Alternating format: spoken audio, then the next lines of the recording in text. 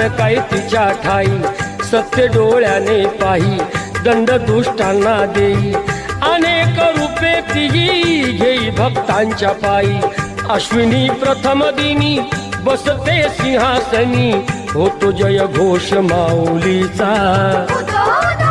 करूया उदो उदो उदो अंबाबाईचा,